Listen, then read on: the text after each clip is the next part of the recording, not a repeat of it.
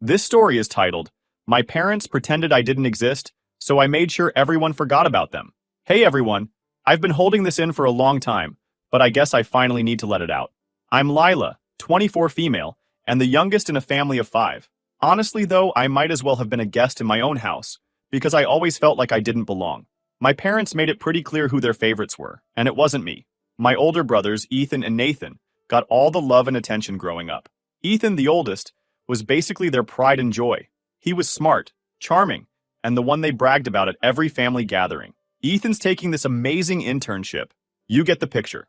Nathan, on the other hand, was the golden boy in a different way. He was the sporty one, the life of the party, the guy everyone liked. He had trophies lining the shelves in his room, and my parents loved showing them off to anyone who walked through the door. And me? I was just Lila, the quiet kid in the corner. The "oh, you're here too" child. It wasn't like they were mean to me.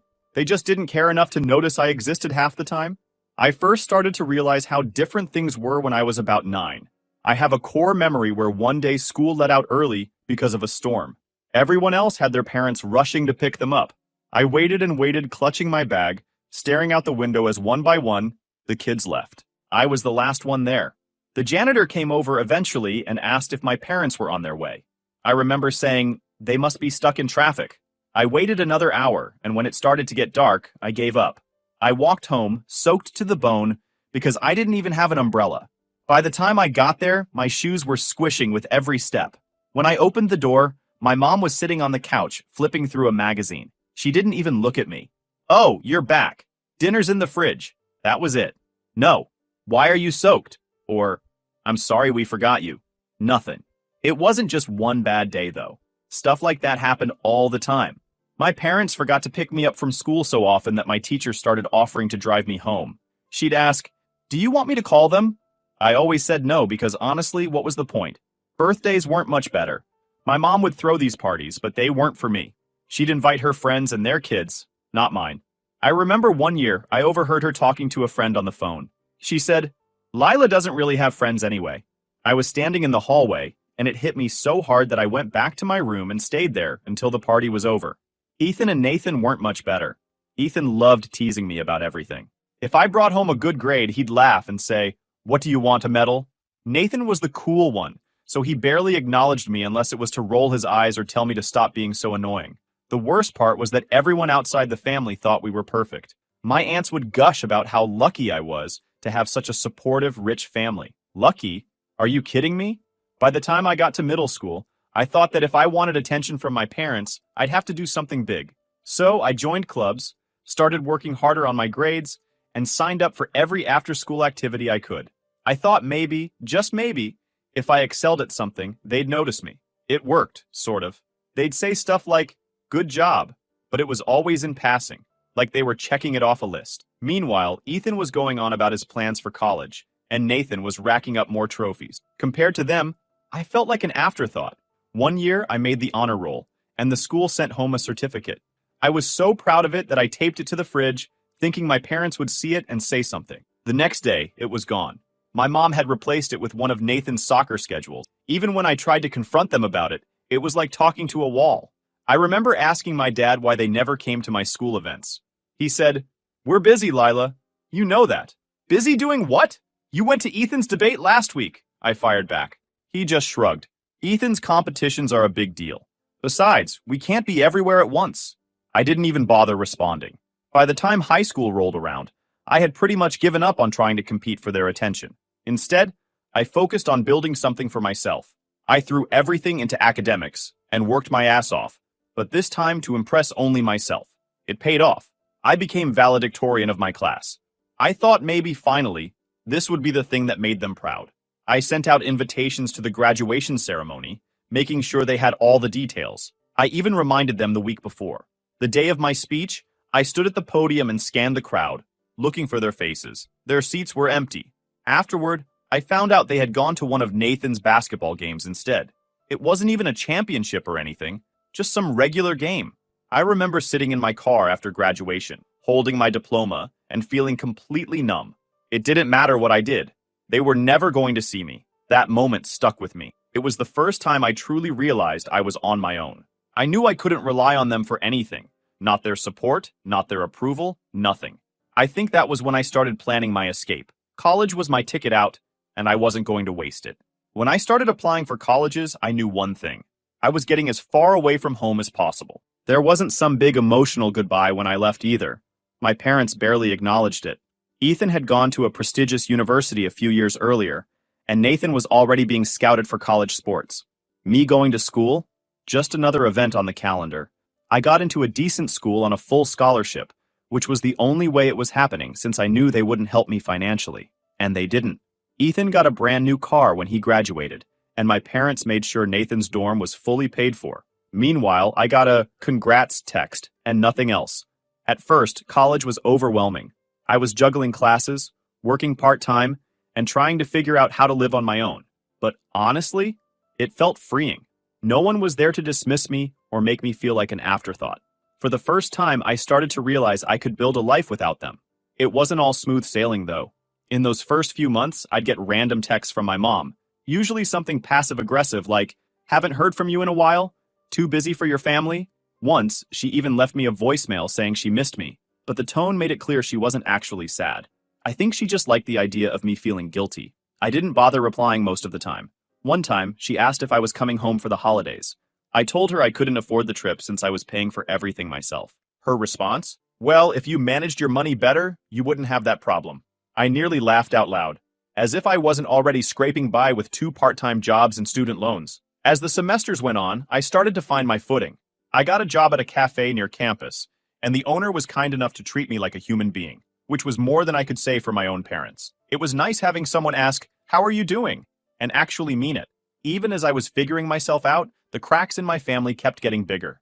Every so often, I'd check my brother's social media, and it was like looking at a completely different world.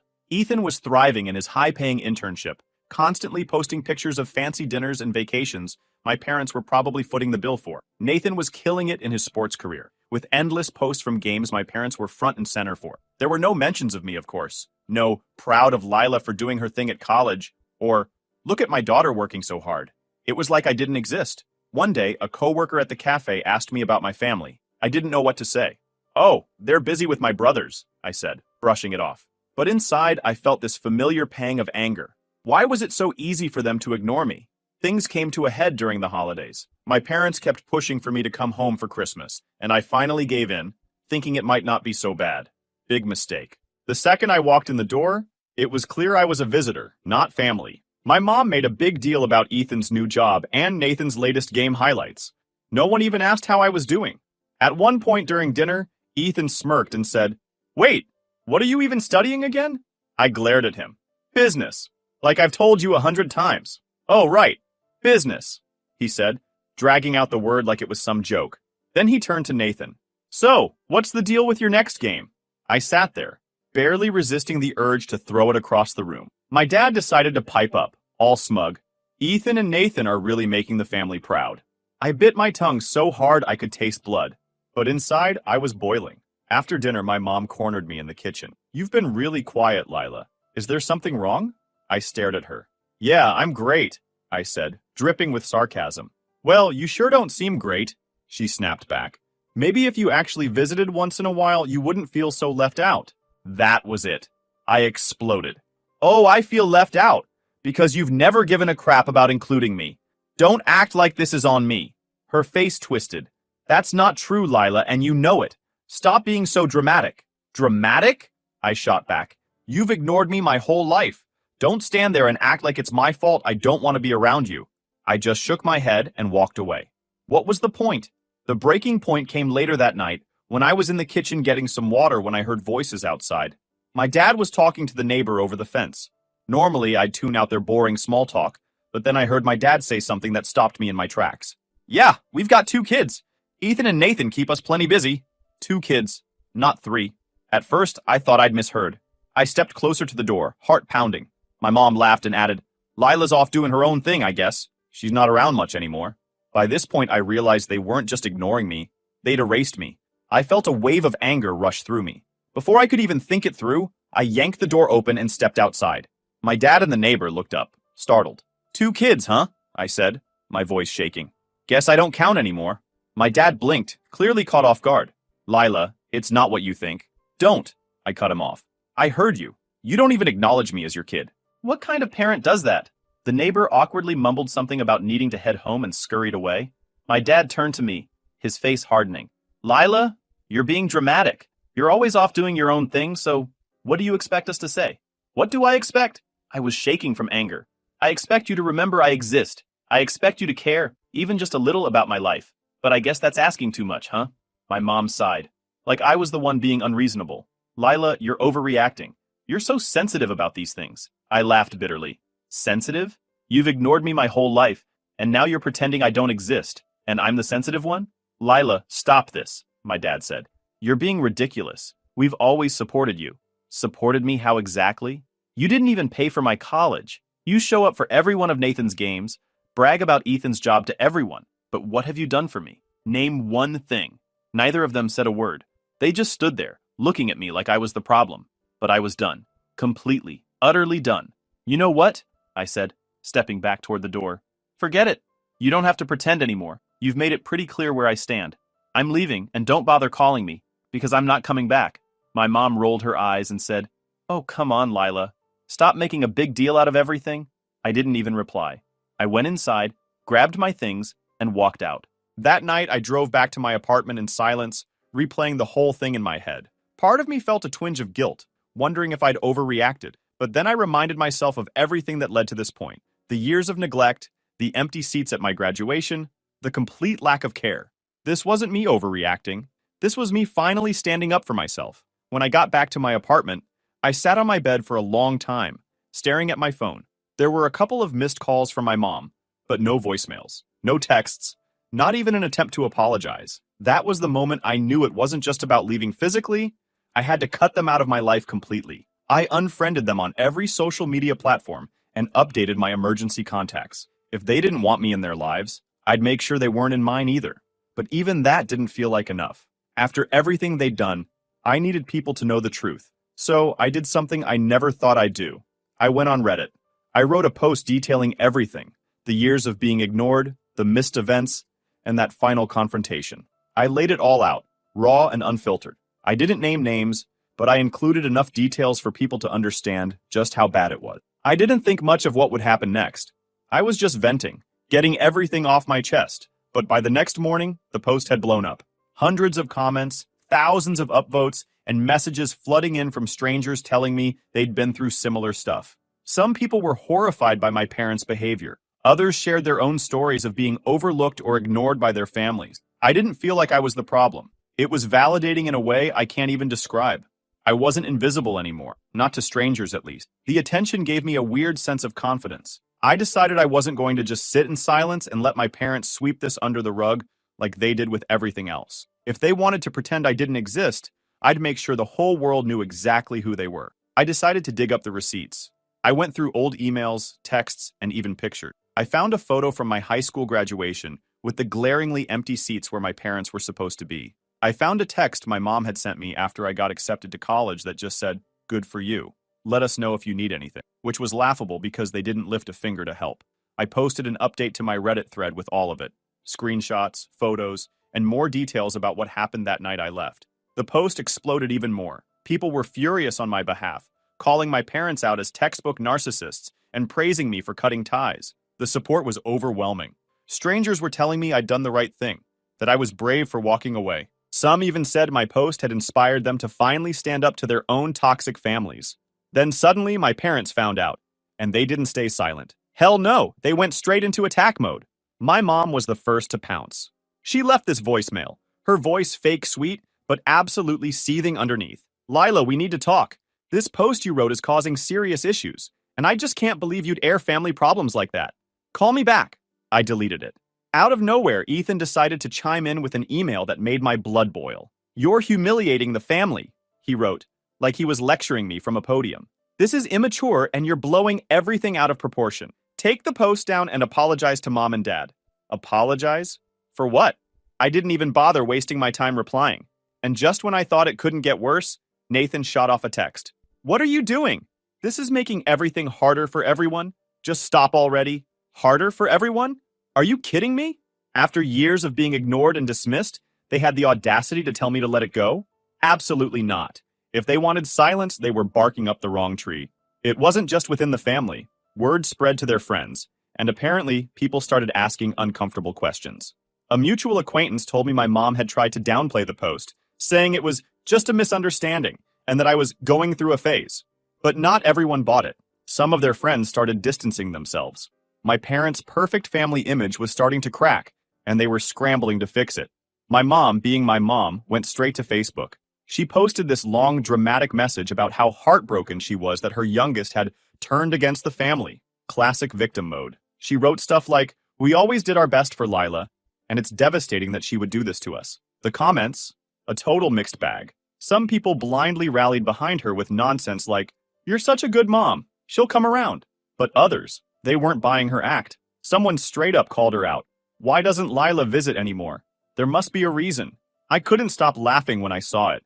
It was like this little spark of satisfaction seeing everything blow up. Sure, the attention wasn't exactly flattering, but for once it was all on me, and not on Ethan's awards or Nathan's games. That made me laugh even harder. Watching people finally hold them accountable was just the cherry on top. But my parents weren't done. A few days later, I got a message from an aunt, one of the few relatives I'd ever been close to. She said she'd heard about the post and wanted to talk. I figured she'd be on my side, but nope. When I answered the phone, she started in with, "Lila, I don't understand why you're doing this. Your parents aren't perfect, but they love you." I cut her off. If they loved me, they wouldn't have treated me like I didn't exist for years. And they definitely wouldn't have told the neighbor they only have 2 kids. She portrayed it like I was the one being difficult. Families fight, Lila, but you don't air your dirty laundry in public. This isn't how you solve things. I told her, it's not about solving things. It's about finally telling the truth. If they didn't want this out there, maybe they should have acted like parents instead of pretending I didn't matter. She didn't have much to say after that. The messages kept coming. Cousins, aunts, even a family friend who I hadn't spoken to in years. Everyone had an opinion, and most of them boiled down to, "You're being too harsh." But the thing is, I wasn't being harsh. I was being honest. At some point, I realized I didn't have to keep defending myself to these people. They weren't there when my parents skipped my graduation. They didn't see me sitting in the rain, waiting for a ride that never came. They didn't live through years of being ignored while my brothers were showered with love and attention. So I stopped responding. Instead, I threw myself into building my life without them. I started spending more time with my friends, who were nothing but supportive. Mara, my best friend, even joked, "You should just adopt us as your family. We're way better anyway." She wasn't wrong. Around this time, I started making bigger moves. I legally changed my last name, updated all my records, and even changed my emergency contacts. I didn't want them tied to me in any way, not even on paper. It was freeing in a way I can't explain. At that point, they finally went silent. So I thought the dust had settled. Turns out that was just the calm before the storm. My parents didn't just sit back and let things slide. They went straight into full-blown damage control. Not to fix anything with me, of course. This wasn't about repairing relationships. It was about saving face. And boy, were they scrambling. They weren't just scrambling to save their reputation. They were actively trying to destroy mine. A mutual acquaintance sent me screenshots of a post my mom had made in one of her Facebook groups. She claimed I was unstable and making up lies because I was jealous of Ethan and Nathan. She went on about how she and my dad had done everything for me, but I was ungrateful and determined to hurt the family. The kicker. She ended it with, "It's heartbreaking to see your own child turn against you for no reason," complete with a sad emoji and a Bible quote about forgiveness. The comments made my blood boil. Her church friends chimed in with, "You're such a good mother and Lila will come around eventually." One even added, "Some kids don't realize how lucky they are until it's too late." Lucky? Seriously? But the worst part was seeing my relatives join in. A cousin I hadn't heard from in years commented, "I always thought Lila was a little dramatic." Another relative messaged me directly saying, "You're being unfair to your parents. They've always been so kind to us. Are you sure this isn't just a misunderstanding?" Misunderstanding? That word sat with me for days. How do you misunderstand a lifetime of being ignored? How do you misinterpret being erased from your own family? I left them on red because I didn't trust myself to respond without saying something I'd regret. People in my hometown started connecting dots from my Reddit post, even though I never mentioned names. Suddenly, I was hearing from old neighbors, mutual acquaintances, and even relatives I hadn't spoken to in years. One message came from a former neighbor saying something like, "I always thought your parents were a little too focused on your brothers, but I never realized it was this bad. I'm so sorry you had to go through that." Part of me wanted to say, where was this energy when I was a kid? But instead, I left it on read. Then came the relatives. Some sent apologies that felt more like them clearing their conscience than actually owning up to anything. Others weren't so kind. One messaged me about how I was tearing the family apart and needed to make things right. That one stung more than I expected, even though I deleted it without replying. As much as I didn't want to care, it hurt to lose some of my extended family. A cousin I'd been close to growing up sent me a long text, saying, "I just don't know if I can be in the middle of this, Lila. I'm sorry, but I think it's best if we don't talk for a while." For a second, I wanted to argue with her, to explain everything she didn't know about my parents. But what was the point? If she couldn't see the truth after everything I'd shared, she probably never would. That realization was hurtful. Cutting ties with my parents didn't just mean losing them. It meant losing anyone who chose to stay on their side. I thought I was prepared for it. But feeling the cracks grow in relationships I thought I could count on made me question if I'd gone too far. But the real hit came when my parents escalated things. Out of nowhere, I got a letter from a lawyer, an actual cease and desist. They accused me of defamation, claimed my post was damaging their reputation, and demanded I take it down immediately. I sat there, staring at the letter, feeling like the air had been sucked out of the room. I'd thought I was just sharing my story, my truth. I hadn't expected it to blow up like this, let alone turn into a legal mess. I called a lawyer of my own, who assured me I was protected under free speech. Still, the stress was overwhelming. The legal threat wasn't even the worst part. The worst part was how fast the story was spreading. Mutual acquaintances started messaging me, asking what was going on. Some were nosy, others were outright judgmental. Even at work, people were whispering. One coworker approached me and said, "Hey, I saw this post about a family drama. It sounds familiar." I brushed it off, but inside I was panicking. My professional life was supposed to be my safe space, and now it felt like that was slipping away too. Meanwhile, my parents' social circle was unraveling. People were asking them uncomfortable questions like, "Why didn't you go to Lila's graduation?" Or, "Why does she feel so distant from you?" They didn't have answers. And from what I heard, some of their closest friends were starting to pull away. But instead of reflecting on their actions, they doubled down. It wasn't just my family trying to drag me down. Somehow, word had gotten to my workplace. A coworker casually mentioned over lunch, "So, I heard you've been dealing with some family drama. That Reddit post was a lot." My stomach dropped. "How did you even find that?" I asked, trying to sound unfazed. She shrugged. "Someone shared it in a group chat. Honestly, some people think it's a little intense. But hey, you do you."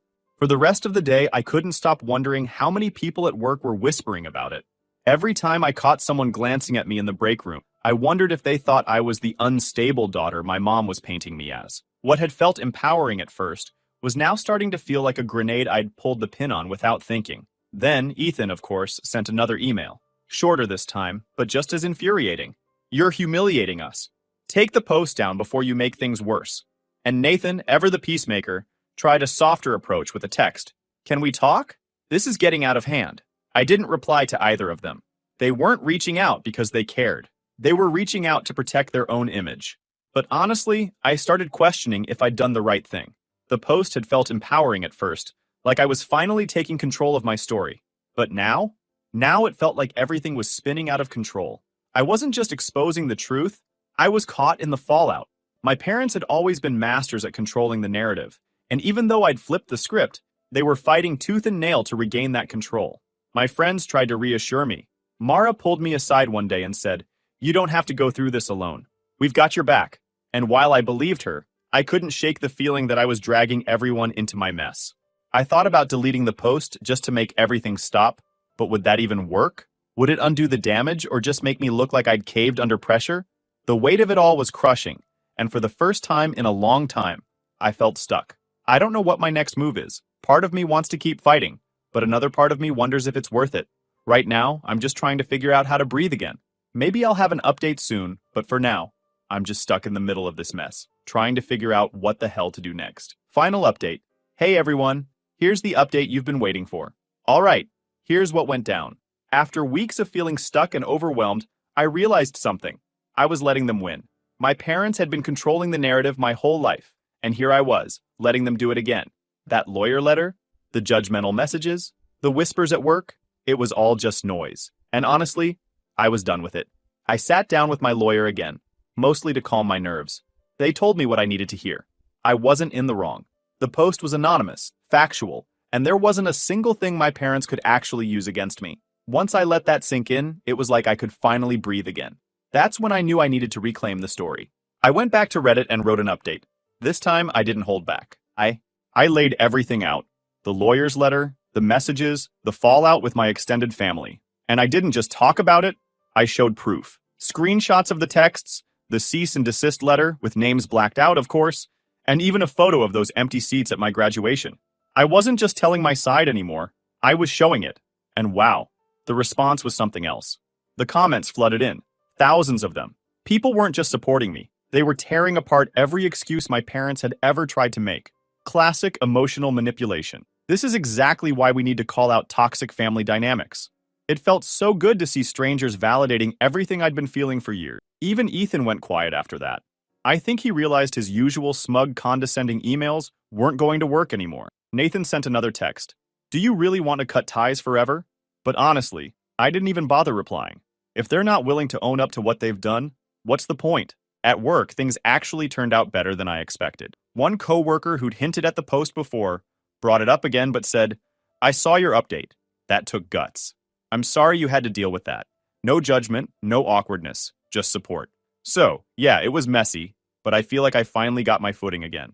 My parents' attempts to control the narrative backfired, and for the first time, I'm not the one sitting in silence while they spin their lies. I've been focusing on the people who actually matter, the ones who show up for me, not just when it's convenient for them. The holidays are coming up, and this year I'm hosting a little dinner with my friends. No forced smiles, no fake conversations, just people who care about me for me. They tried to take me down, but here I am, standing my ground. It's not perfect, and I'm sure there's more to come. But for now, I'm finally feeling like I'm in control of my own story, and that's a win I'll take. Thank you to everyone who supported me on this journey, whether it was through Reddit, a kind message, or just reading my story. It's been a wild ride, but I'm finally in a place where I feel happy, loved, and free. This is my life now, and it's only getting better from here.